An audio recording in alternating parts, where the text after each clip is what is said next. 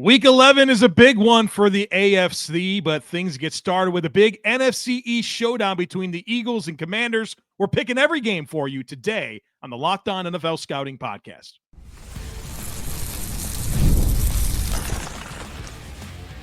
You are Locked On NFL Scouting with the Draft Dudes, your daily podcast for NFL and college football scouting.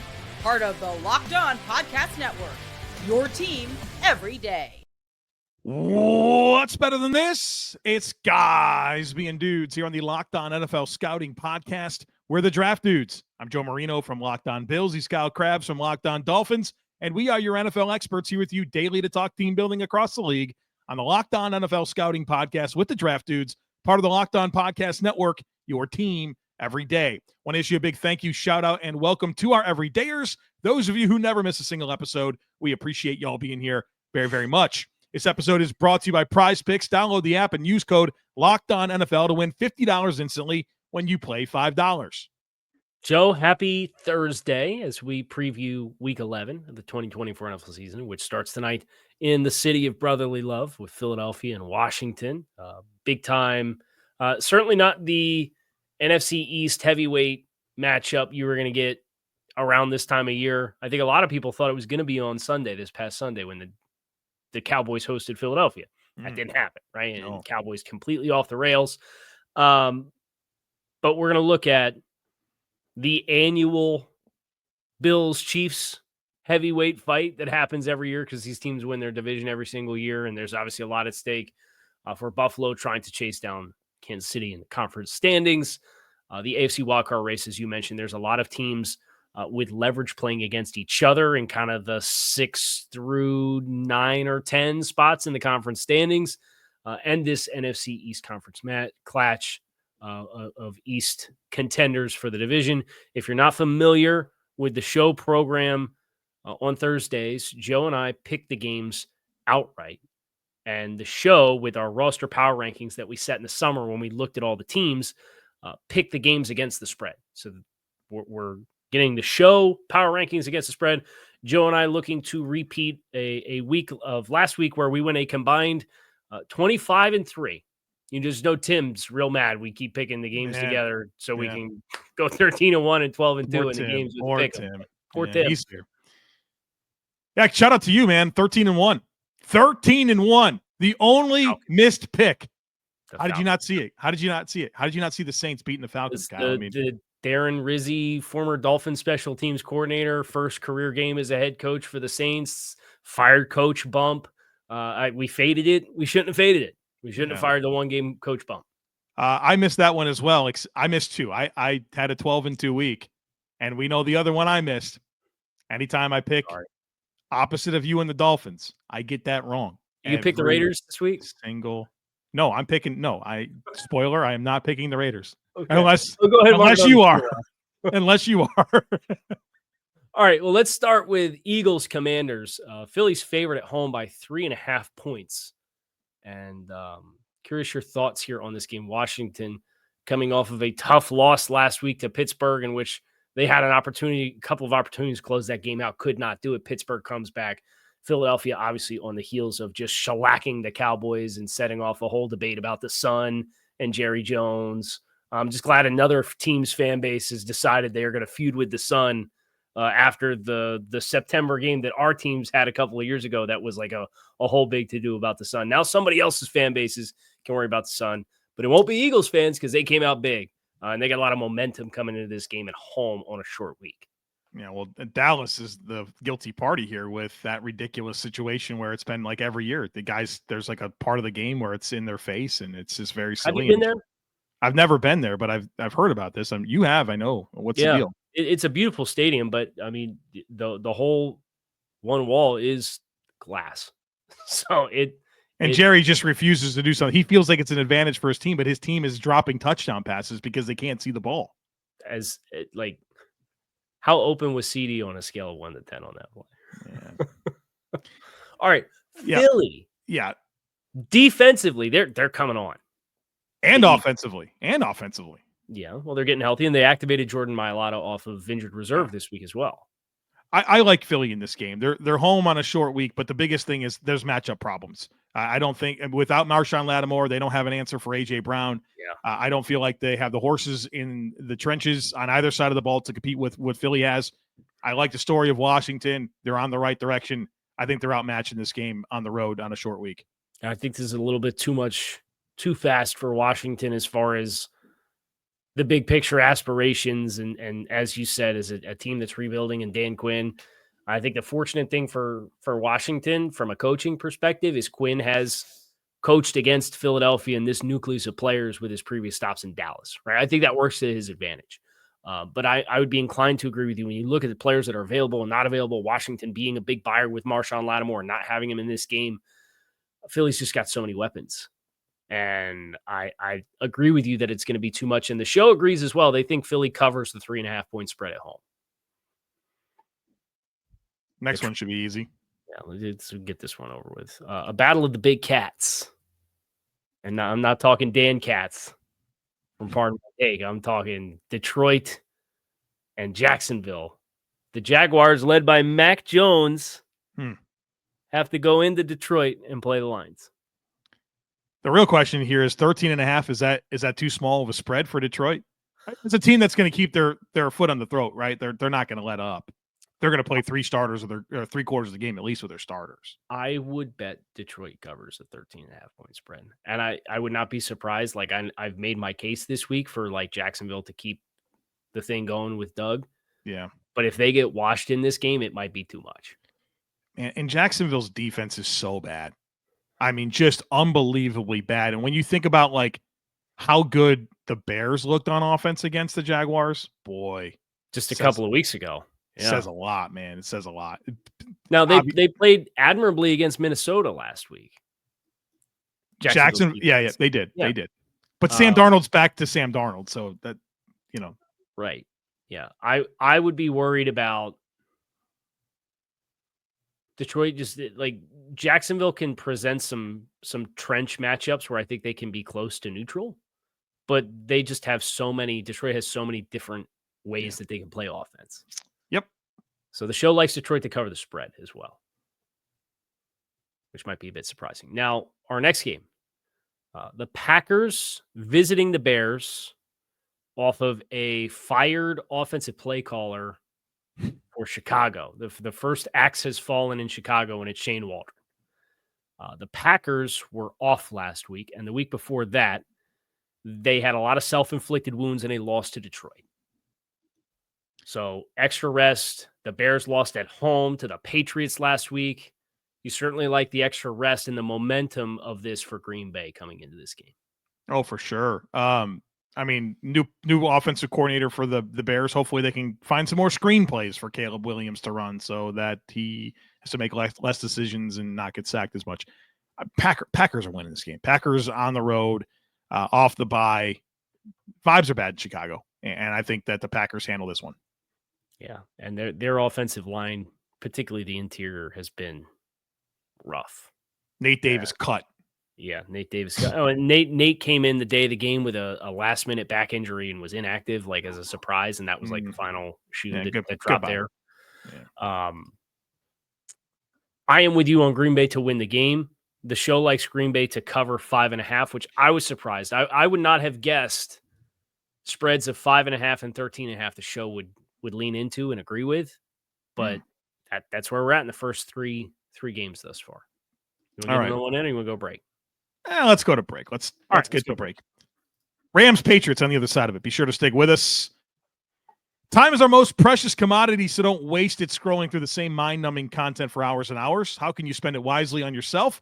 Our sponsor, Hillsdale College, is offering more than 40 free online courses, including Constitution 101, Introduction to Free Market Economics, the Rise and Fall of the Roman Republic, and a whole lot more. Plus, all of Hillsdale's courses are self-paced so that you could start whenever and tune in wherever, and you can go deeper with readings, quizzes, discussions, or simply enjoy the lectures. Go right now to hillsdale.edu/lockedon to enroll. There's no cost, and it's easy to get started. That's hillsdale.edu/lockedon to register, hillsdale.edu/lockedon. Get ready to tackle the NFL action with FanDuel, America's #1 sportsbook, because right now New customers can bet $5 and get $150 in bonus bets if you win. The FanDuel Sportsbook app gives you everything you need to place live bets on the NFL all in one place. So when you get a hunch in the middle of the game, you can check out the latest stats, view live play-by-play, and so much more on the same page where you place your bets. Just visit FanDuel.com to join today. And folks, you'll get started with $150 in bonus bets if you win your first $5 bet. That's FanDuel.com. And all the spreads that we're talking about here today on this episode come courtesy of FanDuel. So if you see something you like, you hear something you like, head on over, get started, and of course, never waste a hunch and make every moment more with FanDuel, an official sportsbook partner of the NFL. The Ramily is on the road. Short week, East Coast, playing the Patriots. Patriots got a little bit of good vibes going. They obviously walloped Chicago. They sacked Caleb Williams 9 times. I think the big mystery matchup for me in this game is the Rams on Monday night had Steve Avila and Jonah Jackson back in the lineup, and they looked a little rusty. And against the Patriots and that front, the question for me is just how much better will they be? Because the Dolphins had a lot of pressure on Matthew Stafford. It was the full complement of weapons, which I think was surprising how they didn't score a touchdown, which doesn't happen very often with this collection of talent that the Rams have. But this Patriots defense is capable of doing some similar things. And obviously Drake May is going to be a high variance player as far as successes and failures. And if he comes out and plays well, like I don't think this is a shoo-in game for the Rams by any means. I don't either. But I do think they're better positioned. A lot of players coming off of injury, their first game back. I think they'll take a lot from that performance against Miami and apply it. I think it's a tough assignment, certainly going across the country. But I do think that the Rams on a short week, I think the Rams with the disruption they can create with their front is the neutralizer here. Rams on the road. Yeah, it's a good call out. I came away super impressed by that defensive front from the game on Monday night. As far as Fisk, Verse, Turner, you knew they were good, but to sit down and like go back and go play by play and like grade an entire game, which I do for the Dolphins, it's like, man, these guys are really dynamic and really explosive and really like they're built low and stout. I think that's a common theme for those guys is they're compact guys that have power. And for the Patriots, I think that's a rough matchup. And that Rams defense does fly around. I am with you on a Rams winning the game. The show surprisingly likes the Patriots to cover plus 4.5. What the heck are we doing this game? Browns and Saints. Right. This is the ultimate bad vibes bowl thus far this season, with the Saints favored at home by 1.5, with Darren Rizzi in his second game as the interim head coach. Cleveland, who was on a bye last week, they got smoked by the Chargers 2 weeks before this, right? The Chargers handled them very comfortably, and everybody was kind of feeling the Browns because of Jameis and what he did in his first game when they upset the Ravens 3 weeks ago. No clue how this game is going to break. I'm going to be completely honest with you. I have no positive vibes at all. You're not wrong. It's a very difficult game to predict. I'm gonna try to find something to lean into. Right, that's my objective here. And here's what I'm leaning into. And this might be silly, but I'm leaning into a revenge game for Jameis Winston as a quarterback of the Browns going up against the Saints. Maybe he thought he should have had an opportunity to be the starter there with the Saints. Off the bye, little chance to regroup. I think the Saints will come off their high. Give me Cleveland with zero confidence. Okay. And I'm sitting here and I'm leaning into what you're saying with Jameis Winston and a revenge game opportunity. I'm thinking about the Saints no longer having Marshawn Lattimore, with Cedric Tillman emerging as another option in the passing game. All right. We'll get hurt together here. I will ride the Browns with you. The show likes the Browns plus 1.5 as well. So the entire show is going to live and die with Cleveland and Jameis Winston, which is not a fun place to be. Now, Minnesota on the road at 1 o'clock in Tennessee against the Titans. Minnesota on the road favored by 5.5 points. Pretty large discrepancy. I know Tennessee's record is indicative of one thing, but Minnesota has had a lot of self-inflicted wounds as of late on the offensive side of the football for a defense that grades out pretty well. And Tennessee's a good defense, right? I think that's an interesting storyline here. This game comes down to one thing for me: Brian Flores versus Will Levis. I don't. This is going to probably be an ugly game. And Levis played decent last week. I give him some credit there, but I think more mistakes are likely to happen for Tennessee on offense. Give me Minnesota on the road. Well, and that's where I go back to just the game that Minnesota played last week, right? In Jacksonville. They won 12-7, and could be that again.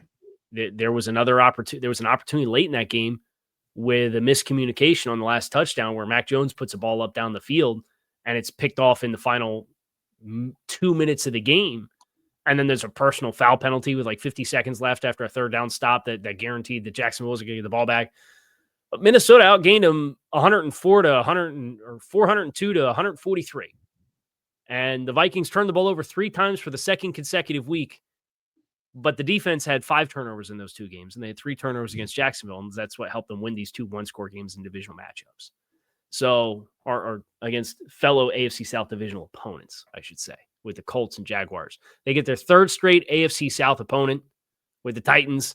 I think it'll be sloppy. I think you find some solace if you're Tennessee in the fact that Minnesota really offensively, they had their successes running the ball, 133 and 169 yards rushing the football for Minnesota. Tennessee, they grade pretty favorably. They got that big old fellow there in the middle and Tavondre Sweat plus Jeffrey Simmons, but the rushing defense has regressed the last couple of weeks. 164 against the Lions, 110 against the Patriots, 145 against the Chargers. I think Minnesota runs enough. I think this is an ugly game. I am picking the Vikings to win, and the show likes the Vikings minus 5.5 on the road. Kind of went all the way around the circle there to come back to where you started. Yeah, I was like, man, Kyle's got a lot to say about this one. I try to, unless it's like Detroit, Jacksonville, with all due respect with Jacksonville, where they're at right now, like you want to give some substance and just want to hop on beer and like, I'm going to pick this game because of this, and I'm going to pick this game because of this, right? Like, I feel like that was an attack on me because I said it's Will Levis versus Brian Flores, and for that reason, no, not necessarily. But I know there's some people that really don't like the Thursday show that we do. So I want to give them some substance. All right, touche. I want to do the Gruden thing. I want to have everybody feeling nicey about the commentary. Yeah, well, if we go long, we're in trouble, Kyle. You go 52 minutes each game. Right. Colts Jets, another bad vibes bowl here with the Jets coming off of their loss where they got smoked in Arizona last week. The Jets are back at home. The Colts going back to Anthony Richardson after benching Anthony Richardson, and Joe Flacco's their starter the rest of the year because they were, I think, 500 and thought that they were going to win some of these games, and they proceed to lose 2 games in a row, and it's especially ugly. And now they say, oh, well, we lost the games. We were trying to make a run. Anthony Richardson, despite saying Joe Flacco's the starter for the rest of the year, it's going to be Anthony Richardson now, and he's going to be the starter for the rest of the year. So how long do you think how long do you think the rest of the year means when they say it for Anthony Richardson this time versus how long it meant when they said it for Joe Flacco? I mean, Joe Flacco came out and said he tried to give him a spark and he couldn't do it. I mean, this is what you got to do. I think they have to stay this direction. I think the Colts win this game, and let me tell you why. Wow. Yeah, I feel good about this one. I think that the Colts are going to run all over the Jets. The Jets' run defense is bad, okay? And I think that the Colts will have a lot of success running the football with the combination of Jonathan Taylor and Anthony Richardson. But also I think that this Colts defense, this front in particular, can cause a lot of problems for the Jets. The Grover Stewart and DeForest Buckner in the middle are game records. They're playing really well with Speed and Franklin on the second level are good players. They got a rotation of edge rushers that are young and talented. And their safeties are very sound. I just don't see them being very leaky on defense. And I think if they are leaky, it's a very disciplined zone structure there. Aaron Rodgers is going to have to put the cape on. I don't think he can. And I think ultimately the Colts shove it down their throat. And I think that the Colts defensive front neutralizes anything that the Jets have on offense. Give me the Colts on the road. I'm going to go with the Jets. There it is. I want to believe everything that you just said. I want to believe. But Anthony Richardson on the road. He's going 10 of 25, Kyle, for 180 yards. He's going to hit a bomb to Alec Pierce. This team's had one game all season where they haven't had a turnover, and they've had multiple turnovers in more games than they've had games with no or one turnover offensively. Now, defensively, they've generated some turnovers. I mean, they've got 5 turnovers the last 2 weeks against the Vikings and the Bills. The Jets have 1 takeaway in the last 5 games. I understand that. They have their pieces. They at least have most of their pieces defensively. I think that's part of the problem. I don't think their pieces are good enough, especially on that defensive line. It's a fun one to be different on. Yeah. I'm gonna stick with the Jets. I think the Jets at home. I think the quarterback irregularity. I think this is a defense that, while they have not made the plays, the infrastructure is still there for a team that has made the plays. And with this group with Ulbrich and I know he's the head coach versus the DC now. Who are you scared about from a passing game matchups perspective? Is the Jets defense from what Indy brings to the table? It's the combination of I think they will run the ball well. I understand that. But I'm asking the question as the other side of the coin. If I'm going to look at it, make the argument for the Jets to win the game. They got 4 receivers that can play. Have Pittman. They've got Mitchell, who came on last week. They have Downs, who's like their guy, the go-to player, and they have Michael Pittman should be back this week. I think they're 4 deep at receiver. It's Townsend secondary. I would look at the matchups that I could play with the secondary as the Jets, and I just feel like, okay, we should win these matchups. I mean, I'm for the shoe, baby. This is our Colts. This is our Colts. This is our team. We bleed blue. Hi, man. I'm in. We love them. We do. Let's get nice little Winnie Nay there. All right, we got all that. We got a heavyweight slate in the AFC coming up on the other side of it, folks. Be sure to stick with us. Our Colts, our team. Prize Picks is the best place to get real money sports action with over 10 million members and billions of dollars in awarded winnings. Prize Picks has made daily fantasy sports accessible to all. All you do is pick more or less on at least 2 players for a shot to win up to 100 times your cash. Run your game all season long on Prize Picks. I personally love that Prize Picks puts their members first, so all withdrawals are fast, safe, and secure. When my picks hit, I can get money in as quick as 15 minutes. And Prize Picks, I love this, they offer Venmo for quick and easy deposits and withdrawals into your account this sports season. So download the app today and use code LOCKEDONNFL to get $50 instantly after you play your first $5 lineup. Again, download the app today and use code LOCKEDONNFL to get $50 instantly after you play your first $5 lineup. Prize Picks, run your game. Can't believe there was no love for the full pads practice and tackling presentation that the Jets got this week. You hear that? No. Ulbrich did like a full team presentation on tackling fundamentals, and they're wearing full pads and going full contact all week this week. Yeah. All right. This is our Colts. This is our team. Right. All right. Quickly, we both kind of tipped our hand here. Dolphins hosting Raiders. Raiders coming off of the bye, which I think is an advantage that they do have. But that is somewhat neutralized by the fact that they've got a new offensive line coach. They brought in North Turner. They have a new offensive coordinator. They went back to Gardner Minshew, all on the bye week. So, there's a lot of new in the midst of the bye. And Miami back at home, looking for their first home win since week 1 is where the Dolphins are at right now. Dolphins.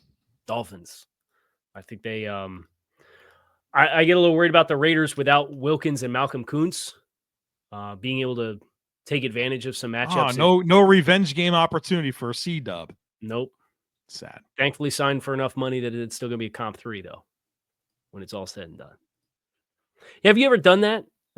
As Joe disappears, I asked him the question, have you ever done that? The show likes the Dolphins at home, by the way, to cover the -7 point spread. Welcome back. As I'm asking you a question, you leave. Yeah, I'm sorry about that. I said Wilkins still going to be a comp 3 for compensatory pick. And I asked you if you've ever had to do that, like wait and root for a guy to play for a different team that used to play for you because the playing time is going to be indicative of what level of a compensatory pick he gets? Have you ever had to play that game with yourself? No. So that's unique. It's not fun. Yeah. And it is, I think this is the first time we're getting comp picks since like Olivier Vernon left. So, Olivier Vernon. It's been a while. Yeah. The Ravens, last 1 o'clock game, visiting the Steelers, and the Ravens are favored by 3 at home. It's an interesting game, Joe, because Baltimore obviously had their big bounce back with a win against Cincinnati, but Cincinnati moved the ball. Pittsburgh showing some life, down 2 scores in the second half against Washington. Baltimore's secondary has been super leaky this season from an explosive plays perspective. Worried about Moonball Russ getting out there and hitting some shots down the field against this team. I don't know. I think I would not be super dismissive to dismiss Pittsburgh at home, especially with the intensity of this rivalry. I don't know that that's what I'm picking. I'm interested to hear what you have to say about the game, but that's kind of where my head's at right now. Yeah, I'm not overlooking Pittsburgh at all. I think that they have a path to win this game. I do think that they are more game script dependent than Baltimore. I would agree with that. So that's why I'm going to pick Baltimore. I think that they can win this game in a number of different ways. They're more multifaceted with their football team, and obviously Pittsburgh relies heavily on their rushing offense, and I just don't think those yards are going to be there against Baltimore. I think they match up extremely well. So I think you have a situation where Pittsburgh's probably going to have to throw it a little bit more. And I know that Baltimore's been leaky with their coverage, but I kind of feel like they have the players to match up with what Pittsburgh's going to throw at them offensively. I don't know that they're going to get the margins and special teams that they need. I think Baltimore goes on the road and wins. I think the other thing to be a little leery about is the one thing that Ravens fans wanted this team to buy at the deadline was pass rush. Yeah. So I hear what you're saying, but at the same time, Russ can still run around, be a little chaos merchant guy. I'm going to take the Steelers at home.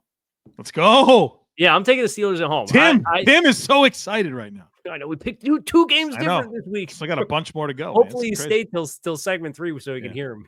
So I think they were both in the last 20 after the 20-minute mark. But we do need to start moving here. The show likes Baltimore -3 on the road. So the show is riding with you. Okay. Seattle in San Francisco against a emerging 49ers team who eked out a win in overtime against Tampa Bay last week. The show likes San Francisco to cover -6.5 at home. I like San Francisco to win the game as well. Yeah, Seattle coming off of their bye, but just a team that has not trended in the right direction after a 3-0 start. No, I don't. I think their defense is going to have a lot of problems with San Francisco. Mm-hmm. And there's and Ryan Grubb is still the OC in Seattle, so that's a problem. Atlanta in Denver against the Broncos. Right. I like Denver. I like Denver in this game. I think them being at home is a big advantage. Atlanta, I don't really love the way that they're going to match up with their offense against this defense, and I don't think that Atlanta's got enough on defense. It's really going to make it overly difficult for Bo Nix. And again, I think Mile High is a big advantage for Denver to win this one at home. I'm going to take the Falcons to win this game. Boy, what's going on right now? So here's the frame of mind that I have with this game. I hear what you say about Atlanta and defensively problems that they can present. But I do think about Denver, and when you consider what their strengths are and where they're at defensively, I just think Atlanta has enough pass catchers to find easy completions to kind of stay on schedule. And Kirk is an experienced quarterback. I know you're going in there on the road. I know it's a 4:00 game for a team that plays indoors, going to Denver, so that has the potential to impact the game. I would probably take the game under. If I was going to bet anything like real life money, I don't know what the game total is, but I would probably bet the under on it. I think the defenses will show out a little bit here. And I'm going to take the Falcons to win the game. Now, the show also likes the Falcons +2.5 on the road. It's me and Broncos country. Let's ride, baby. Joe himself and I, all by his lonesome here. Yeah. Speaking of all by your lonesome, the only 425 kick on Sunday. Yeah. I guess I'll watch it. Chiefs Bills in Buffalo. Buffalo always wins the regular season once. Yeah, I know. Aware of this. I'm picking the Bills. Well, what's going to be hard for me with the Bills, are they going to have – they don't have Coleman. Will they have Kincaid or Cooper? If they don't have both, that's going to be tough. They got to have one of those players, I think. I think the Bills win, though, and mostly because I think the Chiefs are due for a loss, and this game's going to matter more for Buffalo. I think they get it done at home. Into the bye. I think that'll be a raucous crowd and environment. Obviously, Kansas City, they haven't had their bye yet either, have they? Yeah, they did in week 6. That's why they got to get. Yeah, they got to get the 1 seed for them. Yeah, it matters. So there's big time leverage for Kansas City if they get to 10-0, and Buffalo has 3 losses. Like the magnitude of the conference standings here is huge. Yeah, you and I have kind of talked through it though off the air though a little bit with Kansas City and what they have left the rest of the schedule. Yeah. You kind of feel like with Buffalo's next 4 games being what it looks like, Kansas City could probably still lose the game, take it in stride, and still win the AFC. I expect that to happen, yeah. But I think the urgency of the upcoming schedule for Buffalo will matter as well, and that's part of the reason why I'm leaning into them picking the game as well.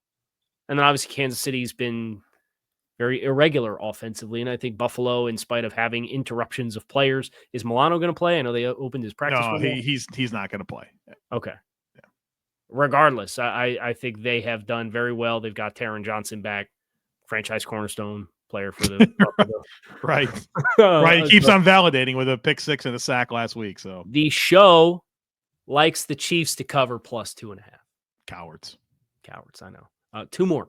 Got to get them in quick here. The good news is Monday Night Football is going to be very quick. Yeah, Texans 7.5. The show likes the Texans to cover minus 7.5 on the road as well, which just leaves Monday Night Football, the flex game. It was, thank goodness, it was going to be Colts Jets and got flexed out for Bengals Chargers. Fascinating matchup of team that can't run the ball or stop the run, playing a team that loves to run the ball and stop the run. I just think the Chargers are a more complete team. They're a more complete operation with what they do. I know that the Bengals can lean on Burrow and he can throw for 400 yards. Mm-hmm. But that's what they have. That's what has to happen. Yeah. And I get nervous about that. Give me the Chargers at home. Yeah, I think this is one of those things you have to look under the hood of just the raw production of the passing game in Cincinnati to kind of see the whole picture of this franchise right now. And the Chargers, I mean, they're playing really, really good defensive football right now. And it is complementary, and they play complementary football with offense and special teams. The Chargers are at home. The show likes the Bengals to cover plus 1.5, but I am riding with you on the Chargers to win the game. So a little bit of a discrepancy there. That's going to do it for Week 11 preview. We hope you guys enjoyed. I'm Kyle Krabs. He is Joe Marino. We are Locked On NFL Scouting, and we are out of here.